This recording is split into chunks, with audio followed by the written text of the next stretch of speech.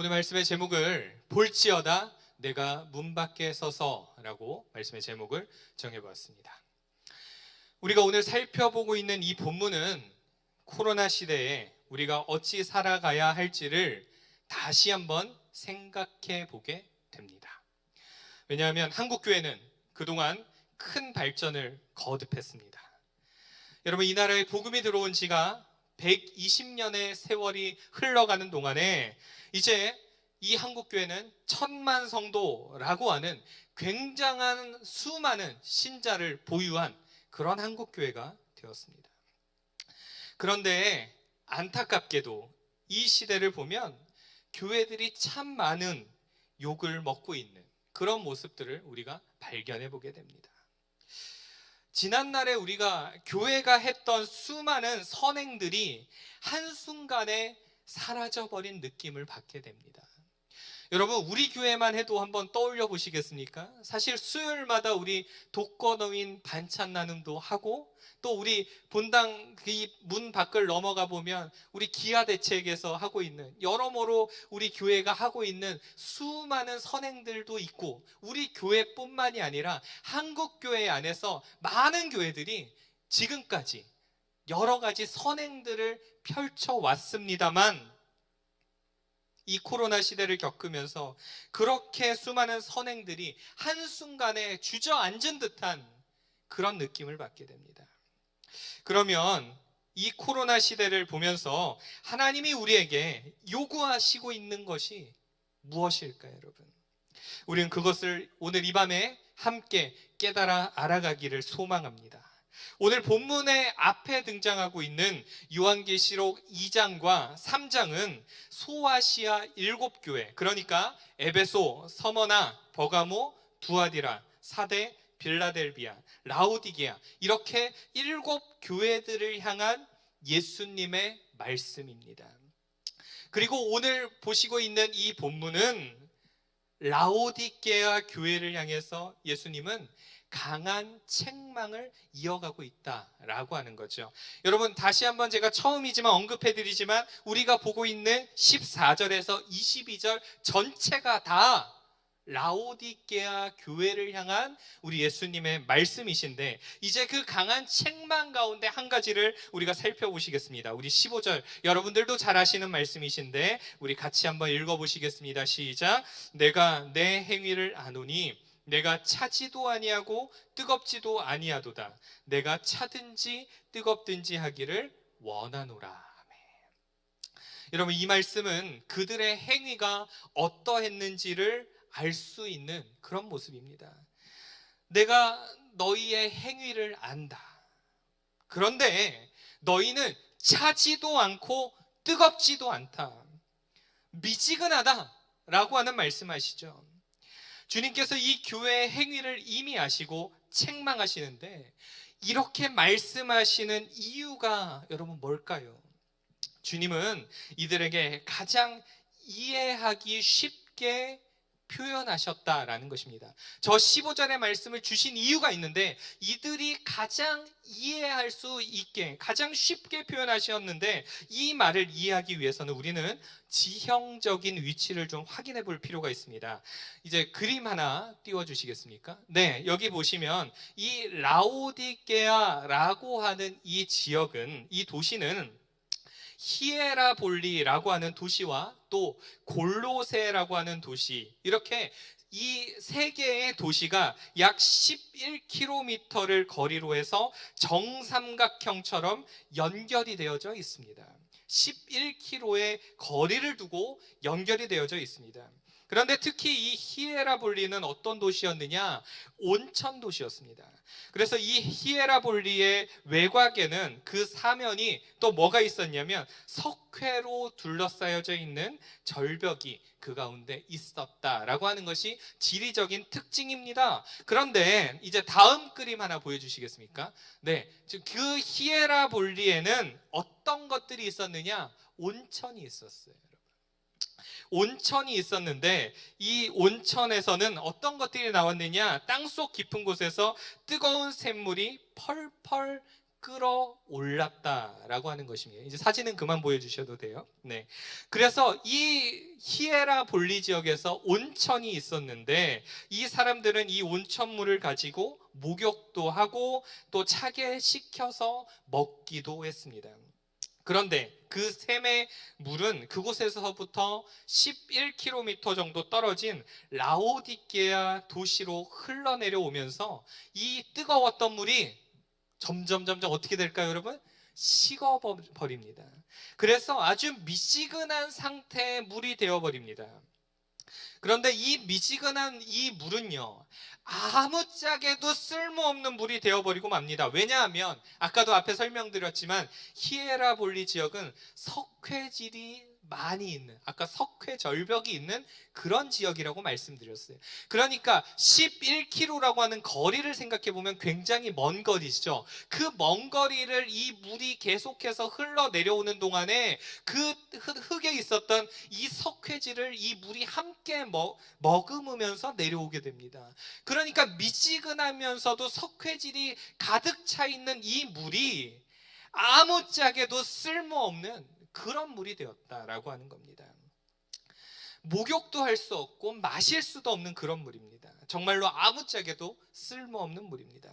그것이 오늘 본문이 말하는 그 미지근한 물입니다. 너희가 차지도 아니하고 더웁지도 아니하고 너희가 미지근하다라고 하시는 이 말씀은 이 주님께서 이 지리적인 특징을 가지고 가장 이들이 이해하기 쉽게 지금 이 말씀을 하고 계십니다. 그래서 여러분 16절을 보시겠습니까? 16절 우리가 또 같이 한번 읽어보겠습니다. 시작. 내가 이같이 미지근하여 뜨겁지도 아니하고 차지도 아니하니 내 입에서 너를 토하여 버리리라. 예수님이 말씀하십니다. 너희가 미지근하다. 그래서 뜨겁지도 아니하고 또 차갑지도 아니하다. 내가 내 입에서 너를 토하여 버리겠다라고 말씀하시죠. 여러분, 우리는 언제 토하게 될까요? 우리가 언제 토할까요? 먹지 못할 것을 먹었을 때 우리는 토합니다. 맞죠, 여러분? 먹지 못할 것을 먹었을 때 우리가 토해요. 여러분, 예수님이 교회를 얼마나 사랑하십니까? 교회를 얼마나 사랑하시냐고요? 주님은요, 교회를 자신의 몸이라고 말씀하셨어요. 그 교회를 위해서 자기 자신을 십자가에서 죽이셨어요. 생명처럼 여기신 게 교회예요, 여러분. 그런데 그 라우디 교회를 향하여서 토하고 싶어 하시는 이 모습이 얼마나 여러분 가슴 아프게 지금 찾아옵니까, 여러분? 우리의 믿음이 이럴 수 있다라고 하는 이야기예요. 어느새 우리는요, 믿음의 열정들이 사라지고 미지근한 믿음 생활을 했는지도 모릅니다. 매주 드려지고 있는 형식적인 예배와 찬양, 기도가 우리의 신앙생활은 아니었는지 우리 자신을 되돌아볼 필요가 있습니다. 여러분들 한번 여쭤보고 싶습니다. 이 지금 말씀을 댁에서 보고 있는 모든 성도님들 한번 우리가 마음속으로 한번 답변해 보신다면, 여러분은 뜨거운 믿음을 소유하셨습니까? 아니면 차가운 믿음을 소유하셨습니까? 그것도 아니면 미지근한 믿음을 소유하셨습니까? 주님은요, 이 문제를 넘어서 또 다른 책망을 한 가지 더 이어가고 계십니다. 17절에 나오는 이야기인데 17절 또 같이 읽어보겠습니다. 시작.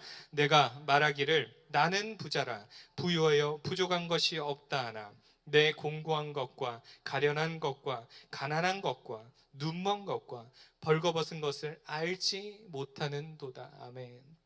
여러분, 앞에서 1차적으로 예수님이 지적했던 것은 너희의 믿음이 뜨겁지도 않고 차갑지도 않고 미지근하다라고 하셨는데, 두 번째로 지적하는 것이 있습니다. 너희의 그 부유함 때문에 너희가 이와 같이 비참한 자의 모습을 하고 있지만은 너희가 깨닫지 못하는도다, 이 말씀을 하고 있죠. 여러분, 이 라오디게아 지역은요, 부유한 지역이었어요. 교통의 중심지, 무역의 중심지, 금융의 중심지, 면직과 모직과 산업이 발달했던 그런 중심지였어요. 상업의 중심지였어요. 여러분, 이와 같은 상황들 속에 교회는요, 부유해지고 돈이 많은 성도들이 그 안에 많이 있었다라고 하는 겁니다. 그런데 그 부유함이 그들에게 오히려 독이 되었습니다. 내가 돈이 많아서 부족한 것이 없다라고 말하지만은 실상은 너희가 공고하다. 실상은 너희가 가련하다. 실상은 너희가 가난하다. 너희가 눈이 멀어져 있다. 벌거벗어져 있다. 그런데 그 사실을 너희가 알지 못하고 있다라고 주님이 라오디게아를 향하여 말씀하십니다. 결국에는 이들의 이 교회의 모습들을 살펴보면 돈이 우상이 되어서 하나님을 향한 신실한 믿음을 잃어버리게 되었다라고 하는 것을 우리가 보실 수가 있습니다. 여기에 진짜 문제가 뭘까요, 여러분? 이렇게 부유함이 그들의 신앙을 미지근하게 만들었다라고 하는 거죠. 그런데 더 기가 막힌 사실은 이 미지근한 신앙임에도 불구하고 그것을 깨닫지조차 못했다라는 것입니다. 어쩌면 이것이 현재의 한국교회와 또 우리들의 모습이 아닐까, 이런 생각들도 해보게 됩니다. 여러분, 이 나라가 어렵고 힘들 때 이 민족은요, 기도하는 민족이었어요. 경제가 어렵고 이 나라가 고통 가운데 신음하고 있을 그때에도요, 이 나라, 이 우리들은요, 기도하는 민족이었어요. 기도의 불이 타오르는 민족들이었어요. 1907년에 평양 대부흥운동이 일어날 만큼 우리나라는요, 기도하는, 기도의 불이 타오르는 그런 민족들이었어요, 여러분. 그러나 이 땅에 하나님의 은혜로 부유하게 되어지고 기도의 불이 식어져 가는 모습들을 발견해 보게 됩니다. 사람들이요, 기도 안 해요. 기도 안 해요. 왠 줄 아세요, 여러분? 기도 안 해도 잘 살고 있거든요, 여러분. 잘 살고 있다라고 여기니까 기도 안 해요. 예배의 감격이 어느 때부터인가 사라져 버렸어요. 형식적인 예배의 모습, 가식적이고 교만하고 외식하고 있는 예배의 모습들이 어쩌면 우리의 모습이지 않을까. 다시 한번 우리는요, 점검해 볼 필요가 있다라고 하는 것입니다, 여러분. 그런 우리를 향해서요, 하나님은 다시 한번 권면의 말씀을 주시는데 18절과 19절의 말씀입니다. 우리 또 같이 한번 읽어보겠습니다. 내가 너를 권하노니 내게서 불로 연단한 금을 사서 부요하게 하고 흰옷을 사서 입어 벌거벗은 수치를 보이지 않게 하고 안약을 사서 눈에 발라보게 하라. 물은 내가 사랑하는 자를 책망하여 징계하노니 그러므로 내가 열심을 내라 회개하라.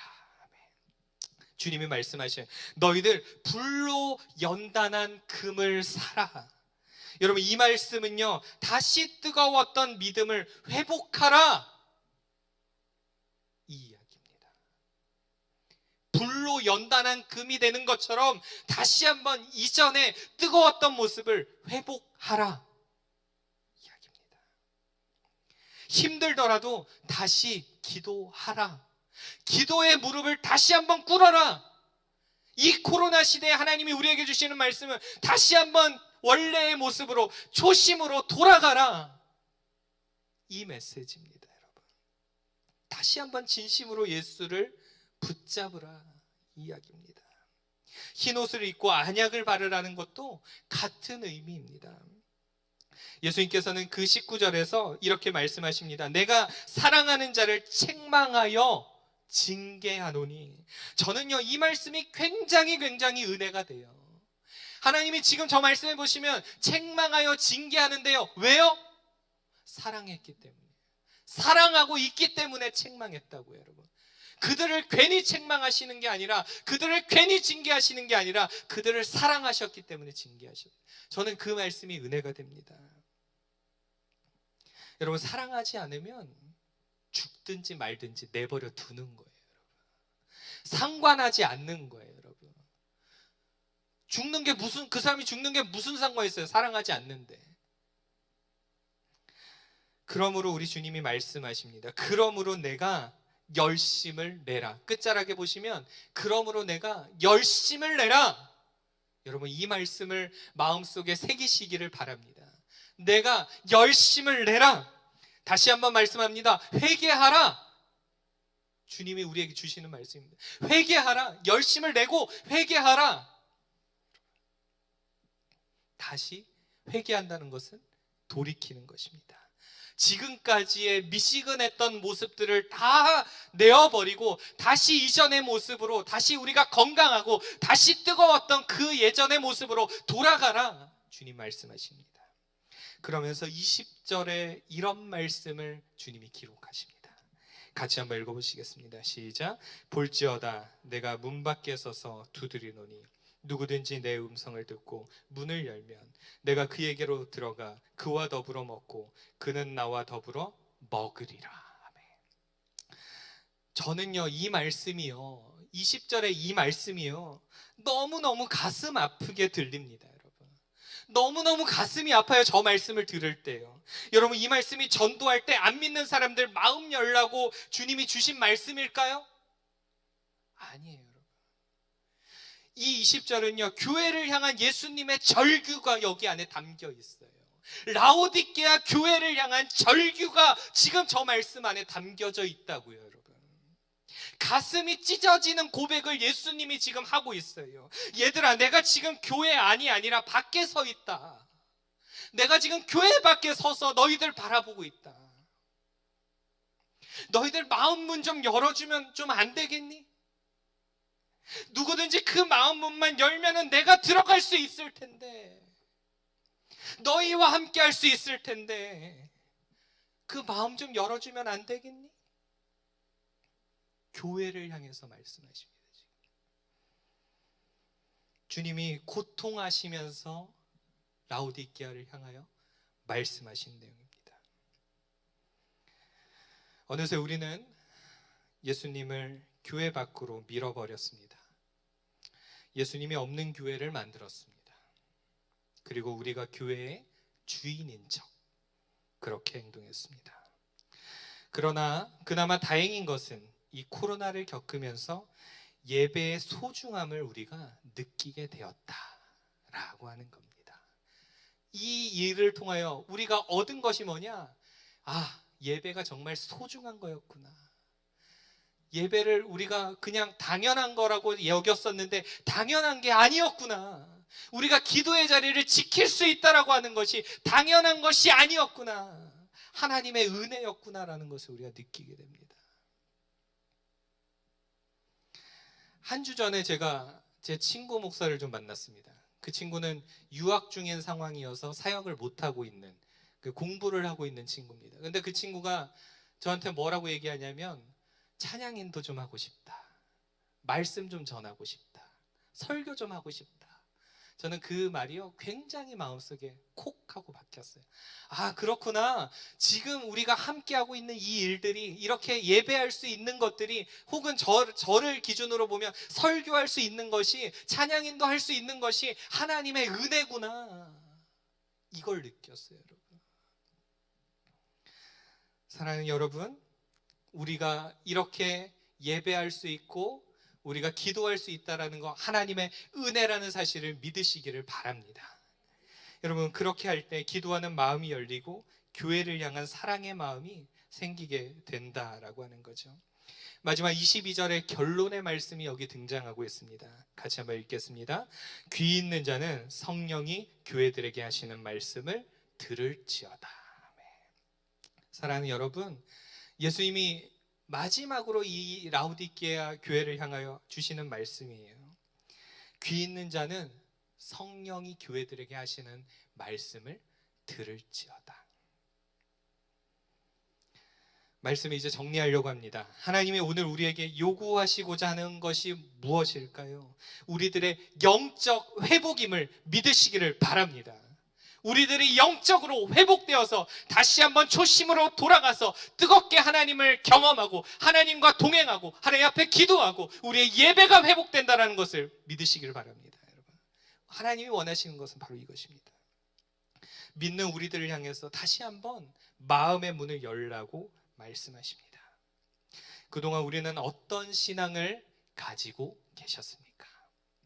믿음 생활이 아닌 종교 생활을 하고 있지는 않으셨습니까? 당연했던 예배와 찬양과 기도를 자유롭게 교회에서 이제는 더 이상 할 수 없는 그런 이 시점에 어쩌면 두 종류의 사람이 생겨날 겁니다. 이 어려운 시국에 한 사람은 믿음이 더 떨어지게 될 겁니다. 아예 믿음을 포기하는 사람들도 생겨날 것입니다. 그러나 귀 있는 자는 성령이 교회들에게 하시는 그 말씀을 들으며 믿음이 더 성장하는 사람들도 있을 것입니다. 과연 여러분들은 어느 편에 속하시겠습니까? 이 코로나를 겪으면서 믿음이 더 떨어져서 주님과 완전히 멀어지는 길을 선택하시겠습니까? 아니면 이 일을 통하여 우리의 마음을 다시 한번 새롭게 잡고 더 하나님 앞에 매달리는 그쪽을 향해서 가시겠습니까? 바라고 원하기는 이 어려운 상황들 속에 더욱 믿음을 성장시키고 간절히 주님을 찾는 저와 여러분 모두가 되어지기를 간절히 소망합니다. 기도하겠습니다.